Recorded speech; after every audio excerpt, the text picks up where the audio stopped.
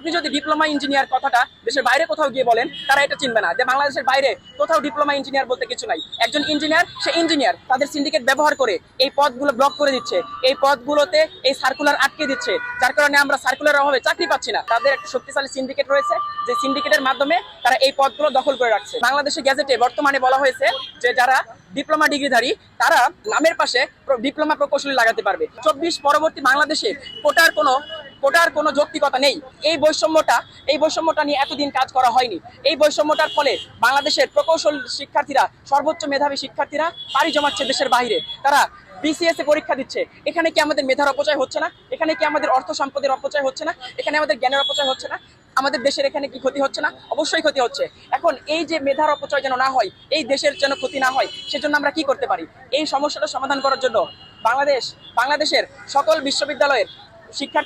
বিশ্ববিদ্যালয়ের ইঞ্জিনিয়ারিং শিক্ষার্থীরা মিলে একটি সংগঠন দাঁড় করিয়েছে, প্রকৌশলী অধিকার আন্দোলন। এই সংগঠন থেকে আমরা 3 দফা দাবি করছি। এই 3 দফা দাবির প্রথম দাবি হলো উপসহকারী প্রকৌশলী পদে BSc ইঞ্জিনিয়ারদেরকে আবেদন করার সুযোগ দিতে হবে, যেন আমরা পরীক্ষার মাধ্যমে আমাদের মেধা দিয়ে প্রতিদ্বন্দ্বিতা করার সুযোগ পাই। আমাদের 2 নম্বর দাবি হলো সহকারী প্রকৌশলী পদে যে 33% পদোন্নতি কোটা রয়েছে এবং এর বাইরে যত ধরনের অবৈধ ভাবে নিয়োগ দেওয়া হচ্ছে, কোটার মাধ্যমে ডিগ্রিধারীদেরকে নিয়োগ দেওয়া হচ্ছে, এই কোটার মাধ্যমে নিয়োগ দেওয়া যেন বাতিল হয়, যেন এইখানে পরীক্ষার মাধ্যমে নিয়োগ দেওয়া হয়, যেন কেবল যোগ্যরাই এবং মেধাবীরাই এই পদগুলোতে চাকরি করতে পারে। এতে কি হবে? এতে মেধার অবমূল্যায়ন হবে না, এখানে মেধার মূল্যায়ন হবে, যা আলটিমেটলি আমাদের দেশের প্রকৌশল সেক্টরকে সামনে এগিয়ে নিয়ে যাবে। আমাদের তৃতীয় দাবি হলো যে BSc ডিগ্রিধারীরা ইঞ্জিনিয়ারিং বিষয়ে BSc ডিগ্রিধারীরা ব্যতীত অন্য কেউ নামের পাশে ইঞ্জিনিয়ার শব্দটা লাগাতে পারবে না। আপনারা জানেন যে বাংলাদেশের গ্যাজেটে বর্তমানে বলা হয়েছে যে যারা ডিপ্লোমা ডিগ্রিধারী তারা নামের পাশে ডিপ্লোমা প্রকৌশলী লাগাতে পারবে। আপনি যদি ডিপ্লোমা ইঞ্জিনিয়ার কথাটা দেশের বাইরে কোথাও গিয়ে বলেন, তারা এটা চিনবে না যে বাংলাদেশের বাইরে কোথাও ডিপ্লোমা ইঞ্জিনিয়ার বলতে কিছু নাই। একজন ইঞ্জিনিয়ার, সে ইঞ্জিনিয়ার, এর আগে আবার কিসের ডিপ্লোমা? এই জন্য আমাদের তৃতীয় দাবি হলো যে কেবলমাত্র BSc ডিগ্রিধারীরাই নামের পাশে ইঞ্জিনিয়ার শব্দটি ব্যবহার করতে পারবে। বর্তমানে পলিটেকনিকের শিক্ষার্থীরা যে 6 দফা দাবিতে আন্দোলন করছে, আপনারা যদি গভীরভাবে এই 6 দফা দাবিটাও পর্যবেক্ষণ করেন, তাহলেও দেখতে পাবেন যে এই 6 দফা দাবির মধ্যেও তাদের কোটার দাবি রয়েছে। 24 পরবর্তী বাংলাদেশে কোটার কোনো যৌক্তিকতা নেই।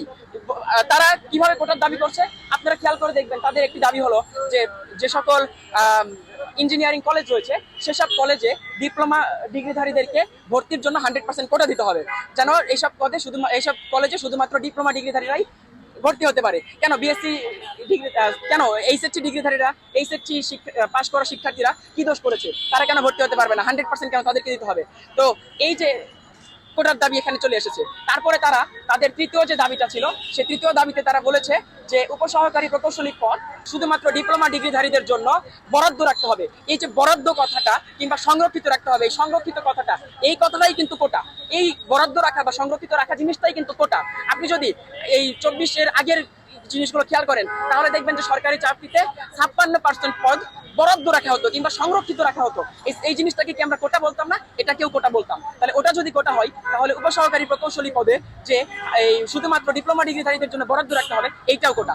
আমরা চাই এই কোটা যেন না থাকে। আমরা চাই সবাই যেন তার পরীক্ষার মাধ্যমে মেধার স্বাক্ষর রেখে এই পদগুলোতে চাকরি করার সুযোগ পায়, যেন আমাদের দেশে মেধার প্রত্যক্ষ মূল্যায়নটা হয়।